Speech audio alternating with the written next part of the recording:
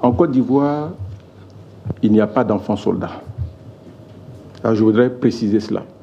Parce qu'il y a eu un programme avec l'UNICEF et le ministère de la Famille, à l'époque, pour retirer des rangs les enfants soldats. Aujourd'hui, lorsqu'on rencontre quelqu'un qui, par extraordinaire, est en dessous de l'âge ou aurait pu être en dessous de l'âge, on le dirige vers ces ministères-là ou ces structures. Par définition, il n'y a pas d'enfants soldats et par définition, l'ADDR n'a pas vocation à traiter les enfants soldats. L'ex-combattant en Côte d'Ivoire est relativement âgé. En général, ce sont des gens qui ont entre 20 et 30 ans maximum, avec une moyenne qui tourne aux alentours de 25 ans. Ici, nous avons des gens qui ont 37 ans. Peut-être c'est parce que la crise a duré aussi longtemps. Mais voilà. Et en tout cas, en ce qui concerne les tranches d'âge, vous voyez qu'il y a même 12% qui ont plus de 50 ans. Niveau CM2 ou en dessous, ou alors aucune éducation scolaire. La question de la sécurisation des élections, c'est une question essentielle. Ne pensons pas que ce n'est pas essentiel. Il y a les Nations Unies sont ici, et on a d'autres partenaires qui sont ici. Et nous dépendons de ce processus. Deuxièmement, nous, acteurs politiques, nous sommes en train de travailler à un plan de sécurisation fiable et tous les aspects ont été pris en compte, dans la question des dozos, dans toutes ces questions. Et je pense que l'accélération de ce programme tient compte effectivement de ça. Donc, il ne faut pas être assez pessimiste. Il y a beaucoup d'efforts à fournir. Les politiques doivent avancer. Nous, si nous échangeons très bien, l'aspect des exilés est défendu dans le dossier du dialogue politique au niveau du gouvernement. Je pense que le ministre Amani Nguessan participe à un haut niveau à ce travail. Et ça peut quand même nous faire avancer et aider l'ADDR à faire son travail. Il y a un élément clé qui revient toujours concernant la question de la sécurité, c'est l'aspect confiance. Je prends l'expression d'un ex-combattant. Il m'a dit, M. Diakité, lorsque je suis revenu, j'ai dit, j'ai déposé les armes, je vais déposer les armes. Ma belle famille m'a dit, Haï. Haï. C'est la réponse. Mais ça veut dire beaucoup de choses. Ça veut dire beaucoup de choses. Ça veut dire que le milieu familial, le milieu social n'est pas préparé à accompagner ces ex-combattants. Donc il faut faire un travail à ce niveau-là avant de s'attaquer véritablement à l'ex-combattant lui-même. Aujourd'hui, moi j'ai peur, nous avons peur. 18 000 à désarmer. Et s'ils ne sont pas désarmés? Et aujourd'hui, le climat social même nous fait peur. À partir du moment où il y a des candidatures un peu partout, mais on ne laisse pas certains candidats librement. Mais chacun est libre d'être candidat.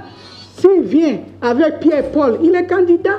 Mais quand il y a tout ce que nous voyons, le climat social ne favorise même pas cette cohésion sociale que vous demandez.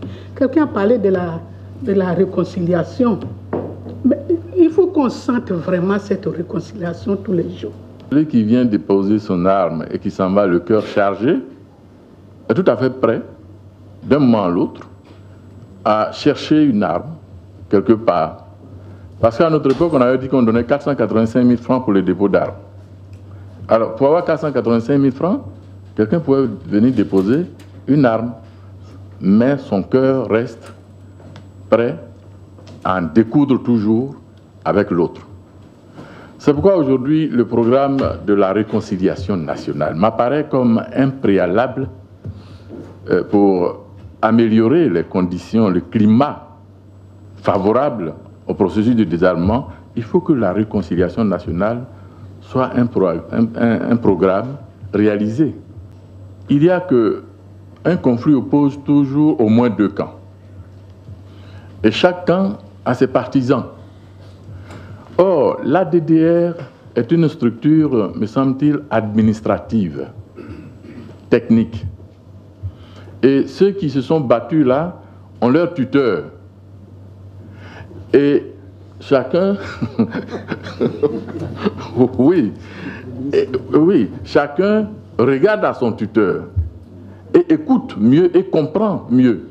Et n'a pas peur de son tuteur, mais a peur de l'autre.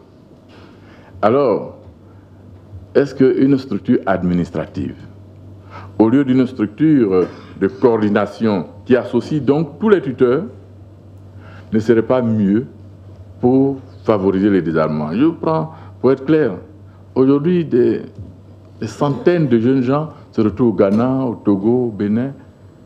Le directeur, le professeur Sarasoro, fait mains et pieds. On reconnaît ça. Mais ils ont peur, même de M. Sarasoro. Oui. Aujourd'hui, assis à côté de Sidiki Konaté, à deux là, cette image qui est certes un affichage, mais l'effet que ça peut faire sur des gens, vous ne pouvez pas comprendre.